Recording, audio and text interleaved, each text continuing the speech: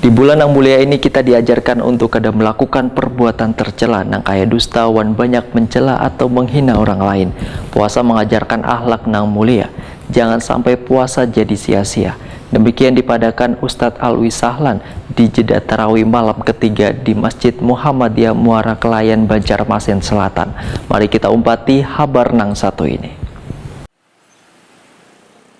Malam ketiga Ramadan 1443 Hijriah, Masjid Muhammadiyah Muara Kelayan dipenuhi jamaah yang ingin melaksanakan ibadah. Masjid yang berada tepat di Jalan Kelayan B, Muara Kelayan Tengah, Banjarmasin Selatan ini menghadirkan penceramah Ustadz Alwi Sahlan malam Senin 2 April 2022. Dalam tausiahnya di jeda tarawih, Ustadz Alwi Sahlan memadahkan Ramadan mengajarkan akhlak nang mulia. Di bulan nang mulia ini, kita diajarkan untuk kada melakukan perbuatan tercela nang kaya dusta, wan banyak mencela atau menghina orang lain. Puasa mengajarkan akhlak nang mulia, maka jangan sampai puasa jadi sia-sia lantaran sikap atau tingkah laku nang jelek pada orang lain. Untuk mencapai ridha Allah, maka dalam melaksanakan ibadah di bulan suci ini, tentunya akan menjaga diri, selalu berhati-hati dalam menjaga sikap dan menjaga adab. Bila segala perilaku sudah terjaga, maka kita telah memiliki akhlak nang baik. Menurut Ustadz Alwi Sahlan, akhlak nang baik adalah memuliakan orang nang menyakiti kita dan memaafkan orang nang berbuat jahat lawan kita, sehingga kita harus mampu berlapang dada untuk melupakan kejahatan orang lain.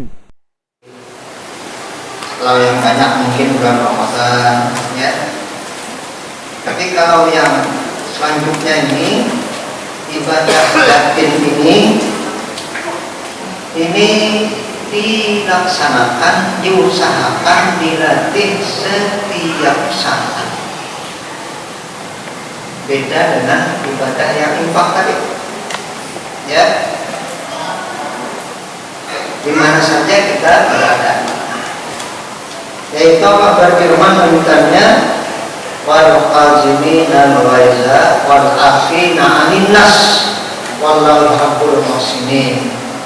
Nah, ini para sahabat menarik. Mereka itu harus dilatih. Bahwa biarlah salah-salahan kayak kita berdoa sebulan ini nggak melatih. Kalau perlu sebentar hari dicoret.